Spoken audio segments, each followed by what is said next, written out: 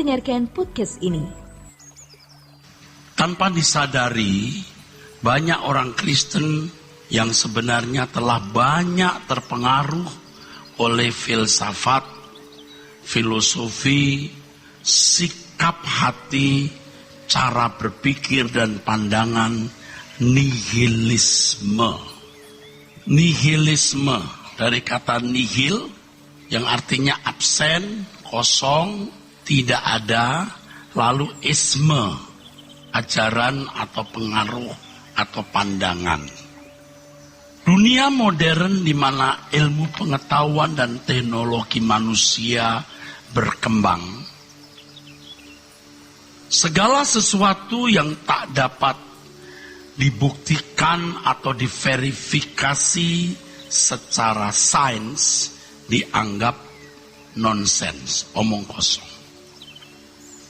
Semakin orang menggunakan logika atau menggunakan nalar, maka hal-hal yang bersifat mistik tereliminasi, terpinggirkan. Tidak ada dewa-dewa, tidak ada ilah-ilah yang memiliki unsur mistik. Lalu kemudian termasuk Tuhan. Tidak ada Tuhan atau tidak perlu ada Tuhan.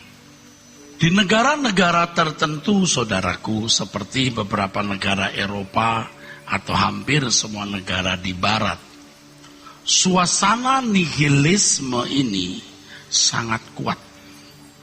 Saya kira Bapak Ibu yang pernah menginjak negeri itu merasakan suasana nihilisme ini. Memang ada gereja-gereja yang megah tapi kosong. Tempat-tempat wisatanya kalau saudara kunjungi, suasana keberagamaan itu tipis, bahkan nyaris tidak ada. Nyaris lenyap, saudaraku. Tidak usah jauh-jauh, tidak usah ke Eropa. Saudara pergi ke Singapura saja, suasana nihilisme itu kuat.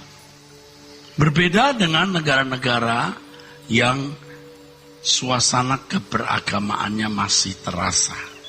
Seperti Indonesia, banyak rumah ibadah, lalu suasana keagamaannya masih terasa begitu kuat. Di Manado, ada gereja-gereja yang siang hari menyuarakan lagu-lagu rohani dengan suara keras. Bahkan ada oplet-oplet angkutan umum yang memang sebagian menyetel lagu-lagu sekuler. Tapi ada juga oplet angkutan umum yang menyuarakan lagu-lagu rohani. Seperti di Pulau Jawa ini, banyak rumah ibadah yang pada jam-jam tertentu dengan pengeras suara menyuarakan ajakan untuk sembahyang dan memuliakan Allah yang diyakininya. Tetapi ironisnya, di negara yang nuansa keberagamaannya kuat, perilaku manusianya sering menunjukkan seakan-akan tidak ada Tuhan. Seakan-akan tidak ada Allah. Kejahatan di jalan, kejahatan di kantor-kantor swasta. Bahkan kita membaca dan mendengar berita serta melihat berita, orang-orang terhormat di kalangan eksekutif, legislatif, yudikatif masuk penjara. Tersangka bahkan terbukti melakukan pelanggaran. Ini sebuah peta yang jelas. Ironis, di sebuah negara yang ketuhanannya diajarkan suasana keagamaan kental, tapi tindakan dan perilaku orang-orangnya seakan-akan Tuhan tidak ada di sini.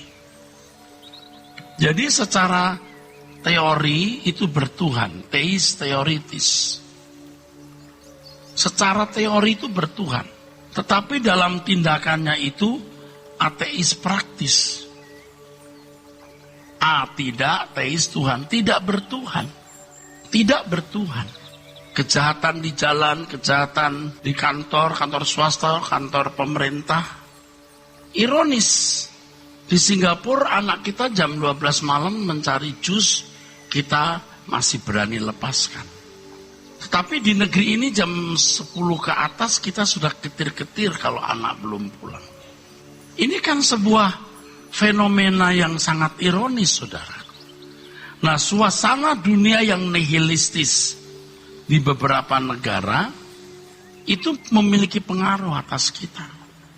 Bahkan di dunia timur yang ketuhanannya masih dijunjung tinggi, di mana suasana keberagamaan masih terasa, perilaku manusianya seperti orang-orang tidak bertuhan. Ini bertolak belakang dengan negara yang kita anggap nihilistis, di mana ketuhanan tidak ditaruh di tempat utama, tetapi moral manusianya terkesan lebih baik.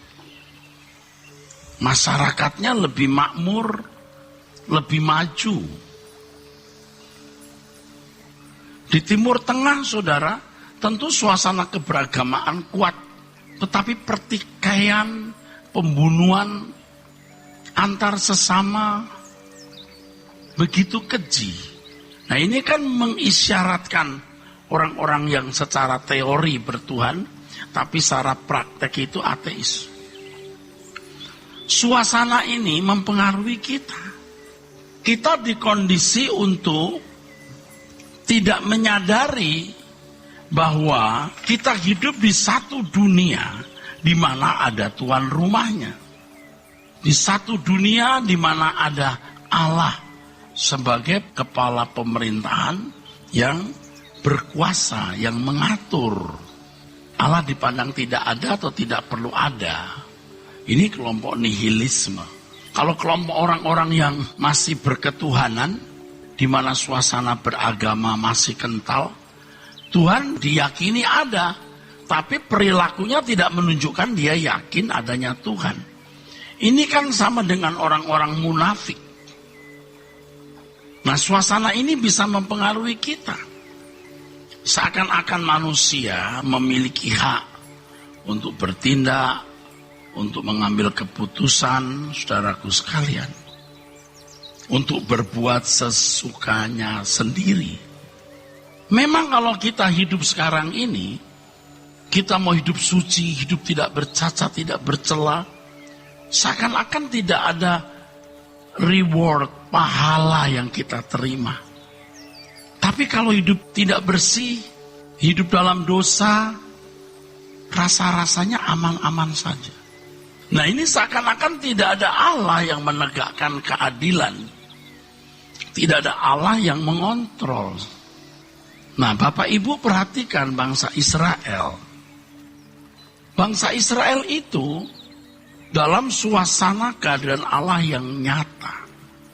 Kalau mereka taat, mereka diberkati. Kerajaan jaya, panennya berhasil, jauh dari epidemi penyakit, saudaraku. Taat, berkat. Tapi kalau tidak taat, laknat. Musuh menyerang, panen gagal, epidemi penyakit merajalela. Nyata, begitulah Allah memperlakukan umat pilihan, yaitu bangsa Israel. Yang orientasinya memang masih duniawi. Mereka itu duniawi, saudara. Berurusan dengan Allah itu karena pemenuhan kebutuhan jasmani, kejayaan kerajaan mereka. Allah memperlakukan mereka seperti anak-anak. Taat, diberi coklat. Tidak taat, dipukul. Ini anak-anak. Tuhan memperlakukan umat pilihan ini secara dewasa. Secara dewasa. Lagi pula umat perjanjian baru ini umat yang tidak lagi terfokus kepada pemenuhan kebutuhan jasmani. Kerajaan kita bukan dari bumi ini. Rumah kita bukan di bumi ini. Kerajaan kita di langit baru, bumi baru. Tuhan memperlakukan kita sebagai umat yang dewasa. Yang waktu kita taat seakan-akan Tuhan tidak memberikan upah pahala yang positif. Waktu kita tidak taat seakan-akan aman-aman saja. Tetapi sesungguhnya ada perhitungannya. Semua ini ada perhitungannya, saudara. Jadi jangan berpikir seperti bangsa Israel. Semua ini ada perhitungannya. Kita harus meyakini ada pemerintahan. Dan apakah pemerintahan Allah itu terwujud di dalam hidup kita secara nyata atau tidak? Bukan tergantung Allah, tergantung kita. Nah, disinilah saudaraku dahsyat dan mengerikannya hidup ini. Kalau jujur, saya katakan kepada saudara, sebagian kecil saudara ini yang sudah menemukan Tuhan. Sebagian kecil saudara ini yang sudah menemukan Tuhan. Kalau menemukan Tuhan, seseorang itu pasti bertumbuh secara nyata dan signifikan. Bagaimana bermartabat manusia yang menemukan Allah. Dan ingat, Allah sebagai Bapaknya. Selama ini orang memandang atau berpikir secara miskin dan dangkal, naif. Pengertian menemukan Tuhan itu. Kalau sudah ke gereja, dianggap sudah menemukan Tuhan. Apalagi kalau sudah mengambil bagian dalam kegiatan gereja. Oh, apalagi lagi kalau menjadi pendeta. Dianggap sudah menemukan Tuhan. Ini pandangan yang naif, yang dangkal, ini miskin.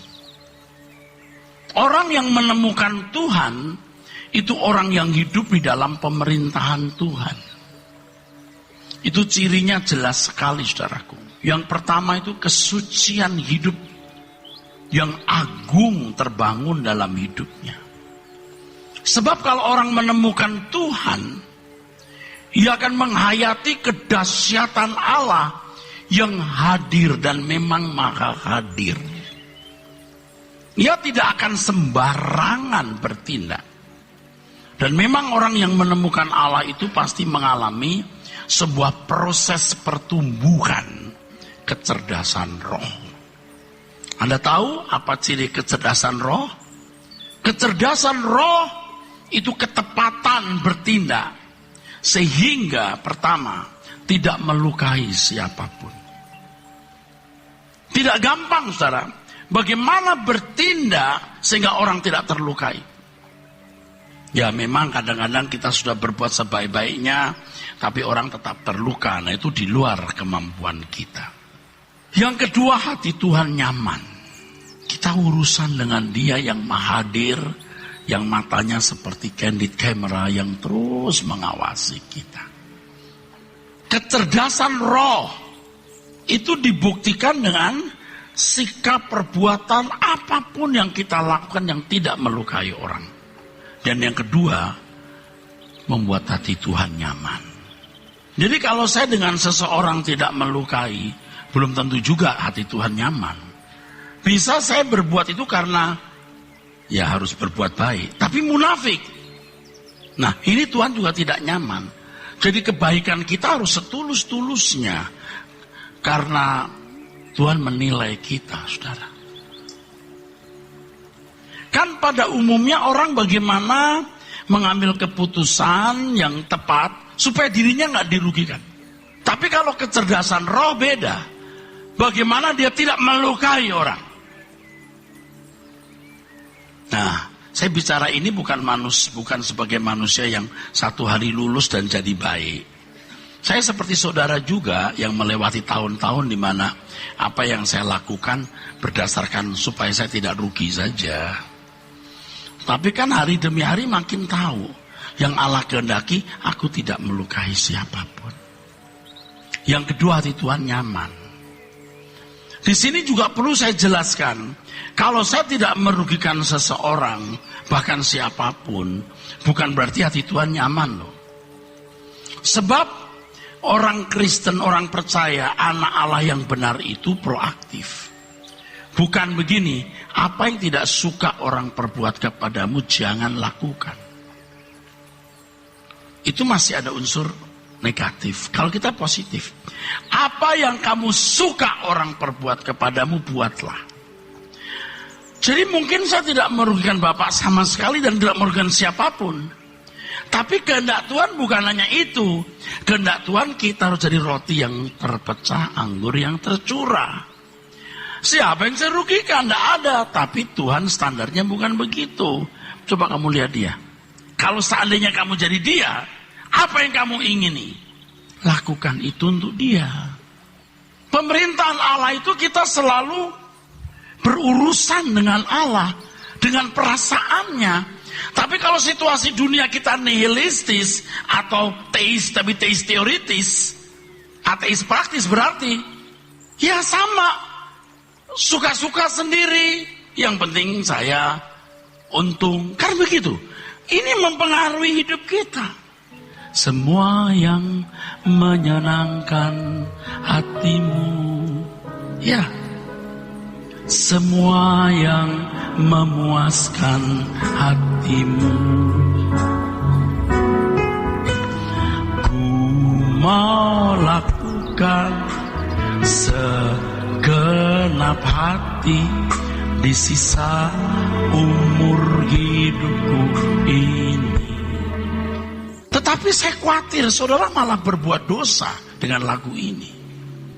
Dengan segenap hati, saudara tidak pernah dengan segenap hati mau apapun yang menyenangkan, memuaskan hatinya. Jadi bohong. Nanti minggu depan kita nyanyi lagu ini, kita bohong lagi. Begitu Anda mati, Anda tidak akan dikenal Tuhan. Karena kurang ajar. Bohong.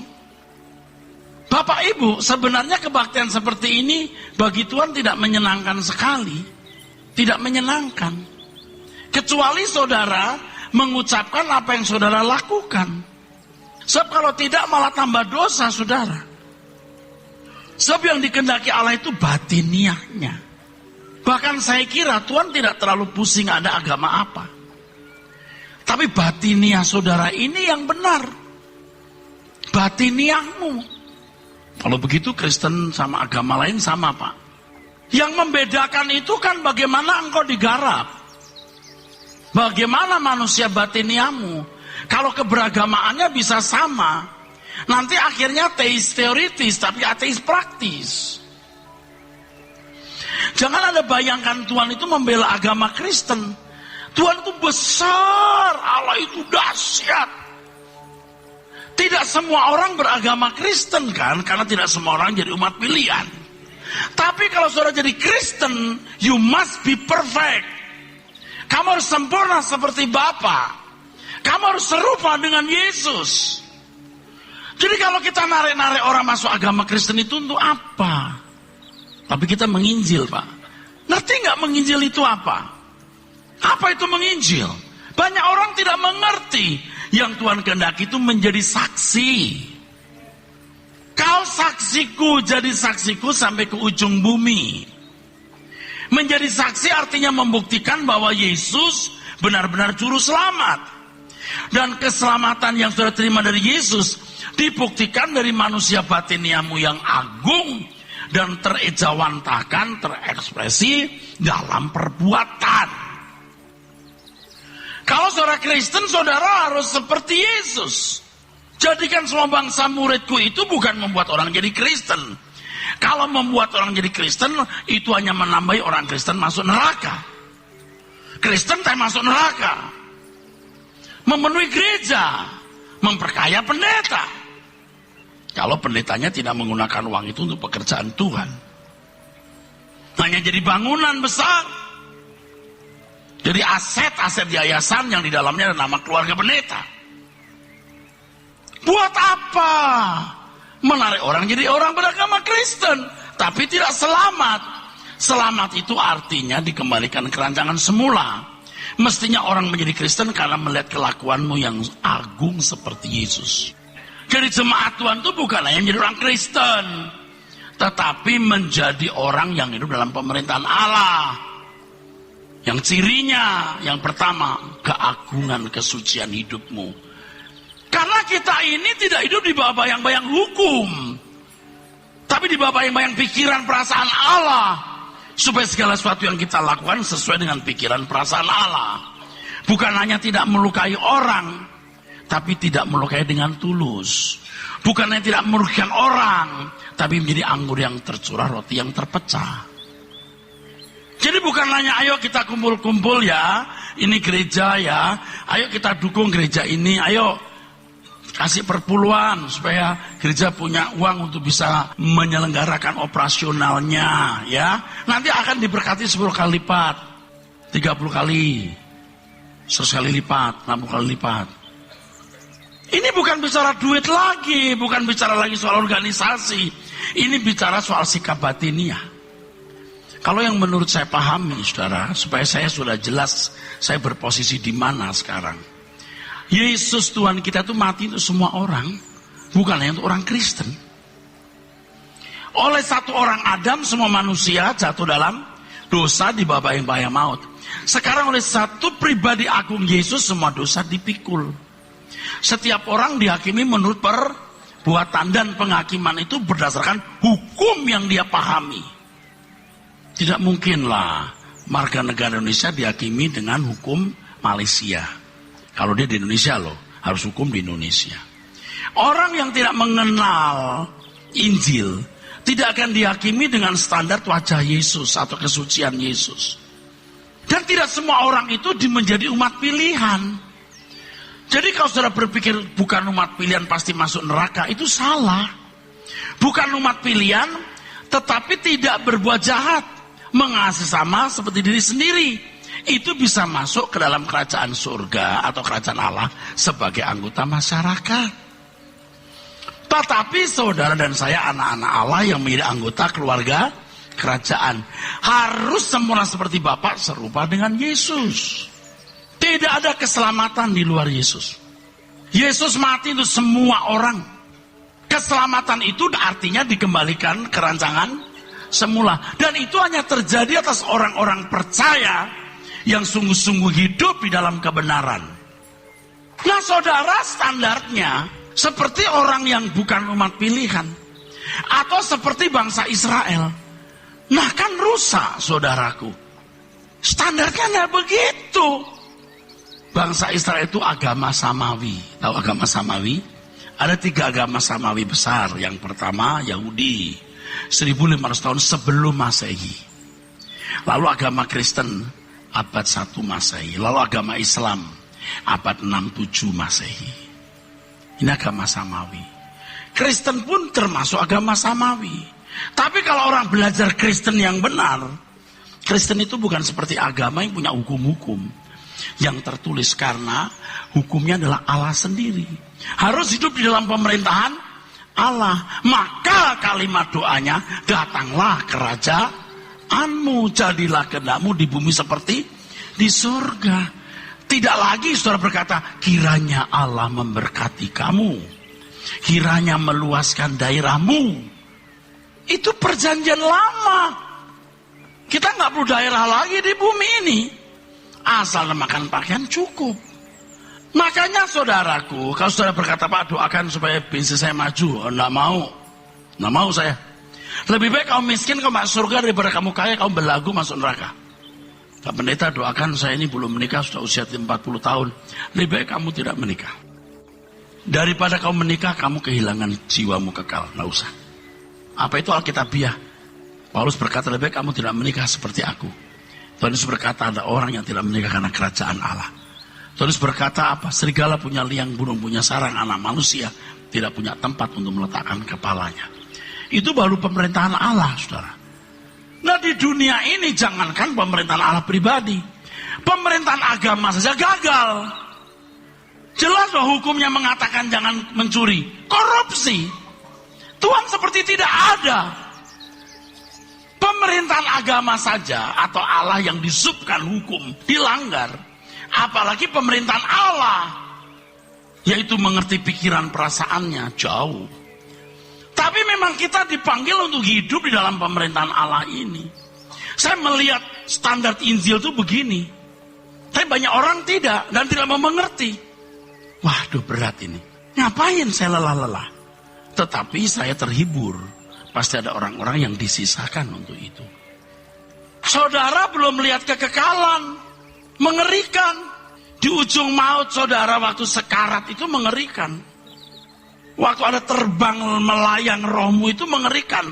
Kalau tidak jelas siapa yang akan menjemput. Apalagi di hadapan tahta pengadilan Kristus.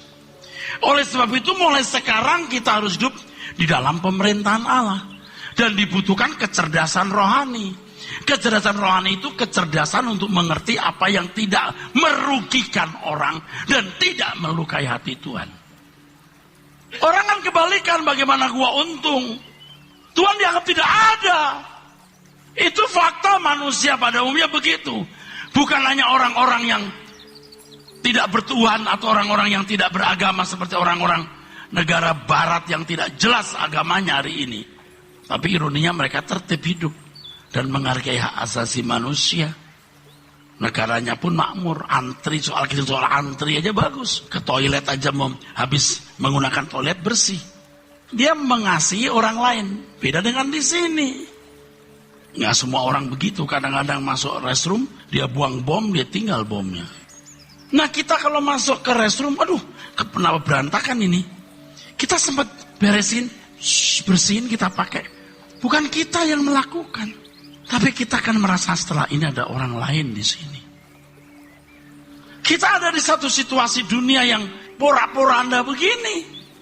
Di dunia nihilistis, masyarakat yang nihilistis, orang tidak mikir Tuhan.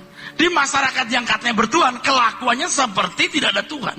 Apa nggak rusak kita? Ada pengaruhnya. Itu kuat sekali pengaruhnya. Saya sendiri ini Bapak Ibu, aduh, juga baru sadar benar tahun-tahun belakangan ini. Kalau 10 tahun yang lalu saya sudah sadar seperti ini, saya akan merubah banyak orang. Saya dulu belum hidup dalam pemerintahan Allah dengan benar. Urakan, cuman orang tidak tahu urakan saya di mana. Saya tidak mau urakan lagi. Maka saya karang lagu ini, semua yang memuaskan hatimu ini. Dan tulus. Saya nyanyikan jam 3:4 tadi pagi, tulus. Telah banyak waktu yang sia-sia, tak ku lakukan kehendak Bapa. Suka-suka gua dulu. Sekarang saatnya, takkan ku tunda membuktikan cintaku dengannya. Memang saya tidak merugikan orang, tapi Tuhan berkata, itu bagi rotimu untuk orang. Kalau orang sekarang, jangankan membagikan roti untuk orang lain, roti orang juga direbut. Emang ada orang-orang miskin yang berkata, aduh hari ini aku makan apa ya. Tapi ada orang yang berkata, hari ini saya mau makan siapa ya. Saudara, kalau nggak berubah itu binasa. Ayo, kita menghadapi pasangan hidup kita pun juga makin hati-hati. Ini bukan antara kau dan aku. Ada di atas wasitnya. Kalau aku berbuat sesuatu, aku berkuasa atas kamu. Mau apa kamu? Tapi kan tidak benar. Ada kan bapak-bapak yang pelit. Istrinya tidak kerja lagi. Sekolah tinggi-tinggi juga tidak kerja karena ngurus anak. Yang cari duit suami. Tapi suami pelit. Itu diam-diam itu ya. Sakit hati itu istri. Mau kerja tidak bisa. Minta duit dijatah dengan sangat terbatas. Yang begini-begini kan tidak tahu perasaan Allah itu pria semacam itu. Mungkin pria begitu berkata begini. Saya kalau kasih uang dia nanti kasih mamanya. Mamanya dia itu yang membesarkan dia loh. Dia harus membalas kebaikan orang tua. Saudara ambil dia dari istrimu itu mau beli berapa? Kalau ada boneka segede ini harganya berapa? Apalagi boneka hidup. Hah? Kok bisa loh? Kejam begitu. Lalu saudara aman-aman aja tuh. Ada perhitungannya nanti bro. Tapi Pak, bukan saya nggak rela sama mertua. Mertua saya itu jahat. Jahat tidak jahat. Harus membalas kebaikan orang tua. Orang tua pasanganmu itu harus jadi orang tua kandung kamu. Lalu ruginya kamu apa? Rugi paksa kerja keras. Kau pikir apa yang kau lakukan tidak berbuah nanti di kekekalan? Tuh, itu masalahnya. Dasar ateis praktis. Kayak nggak bertuhan. Kalau ada wanita atau pria di sini yang tidak setia kepada pasangannya, aman tuh Pak. Lu ya. Aman kelihatannya. Seandainya tidak terbongkar di sini, terbongkar di kekekalan tahu. Kok bisa loh? Anda yang kerja nyolong uang perusahaan, Anda yang menekan pegawai dengan kejamnya, dia menjerit tapi tidak berdaya. Saudara pikir aman karena engkau tidak tahu ada pemerintahan Allah. Kalaupun kau tahu, engkau tidak sanggup menerimanya. Karena pengaruh ateis dunia sekitarmu. Pengaruh nihilisme di sekitar duniamu. Orang sakit kok bingung. Jaga kesehatan, pola makan yang baik. Kalau saudara mau mujizat berdoa sendiri, enak kan? Tapi saya punya masalah ekonomi, kerja keras, hemat. Kalau Anda sudah punya usaha, perhatikan usahamu itu. Jangan main golf terus, jalan-jalan terus. Datangi, kunjungi. Semua lancar kok Pak. Oh, nunggu ambruknya saja, hadir, datang. Jangan buka usaha baru yang bukan bidangmu. Jangan mimpi-mimpi deh. Jadi serakah, saudara. Jalani saja. Hidup ini nggak jelas. Rusia membantu RRC membangun base untuk anti rudal. Ini kan kayak ngeledek Amerika. Rusia berani berkata jangan nambah pasukan di Suriah.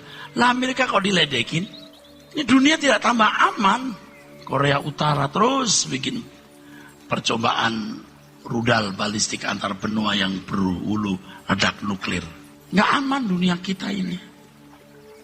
Saudara bisa tinggal di rumah, nyaman. Udah jangan serakah-serakah kali ya.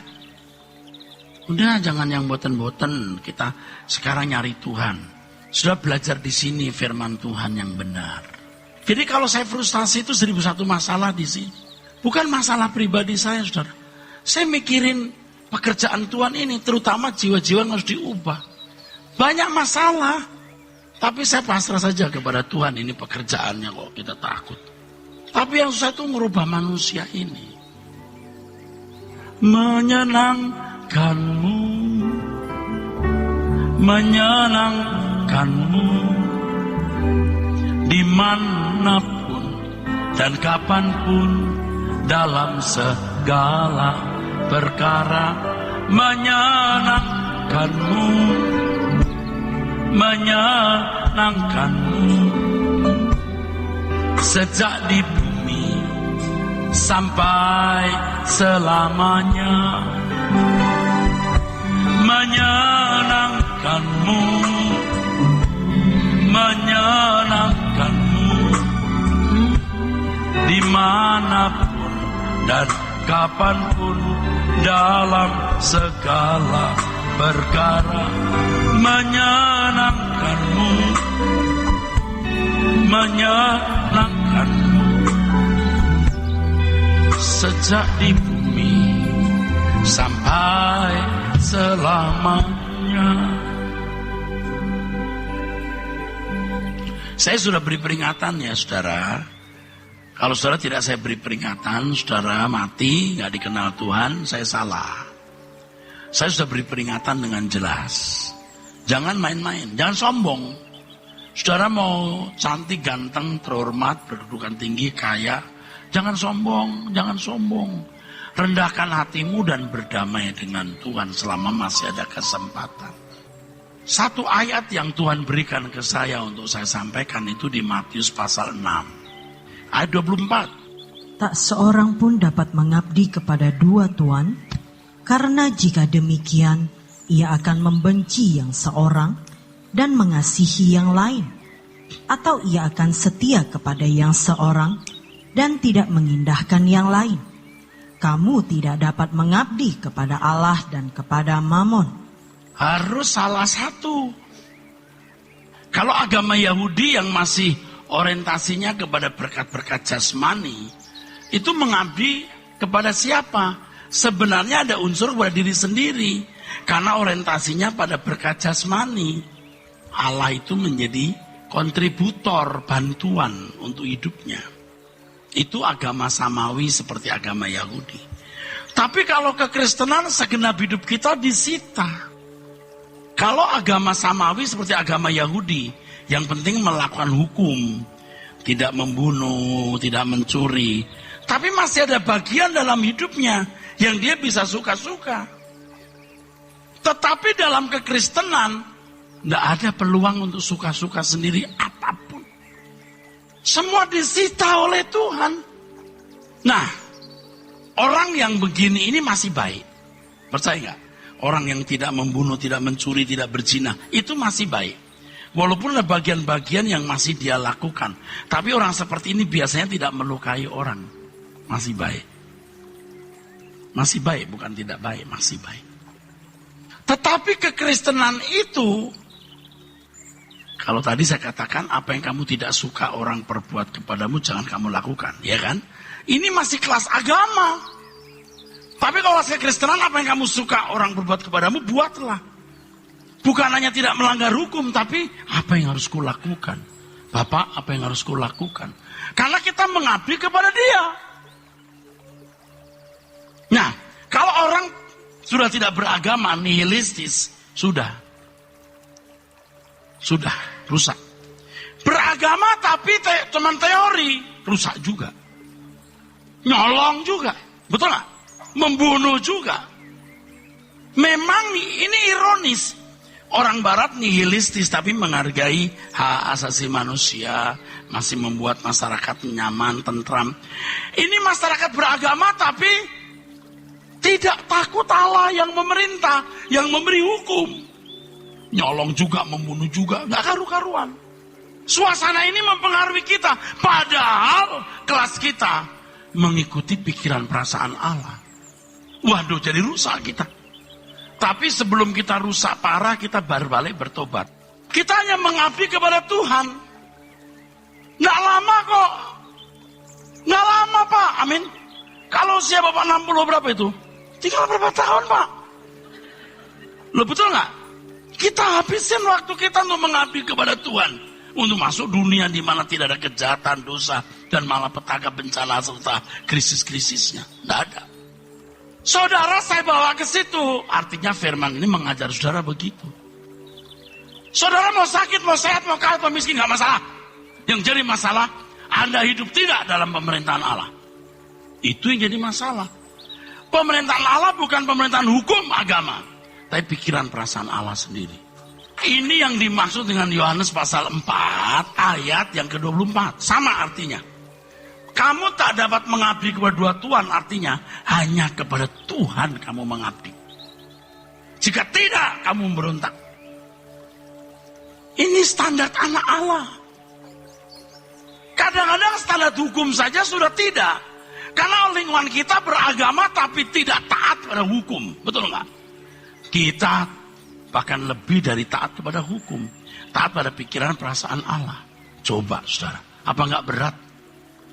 Yang punya agamanya tidak taat dengan hukumnya, terhadap hukumnya. Coba saudara, pengaruhnya luar biasa di sekitar kita. Saudara harus mengubah diri saudara. Jangan berkata, wah Pak Erasti mengajarkan ada keselamatan dengan perbuatan. Enggak, tidak. Hanya salib Yesus yang menebus dosa kita. Setelah kita ditebus, harus hidup dalam pemerintahan Allah. Kalau anak gembel diadopsi seorang bangsawan jadi anak, itu si anak itu harus mengubah diri. Bukan karena sekedar statusnya. Karena bapak mau bersekutu dengan anak. Betul? Kita itu mau bersekutu dengan bapak. Sejak di bumi sampai selamanya. Baca. Yohanes 4 ayat 24. Allah itu roh. Ya. Dan barang siapa menyembah dia, harus menyembahnya dalam roh dan kebenaran. Ya, dalam roh dan kebenaran.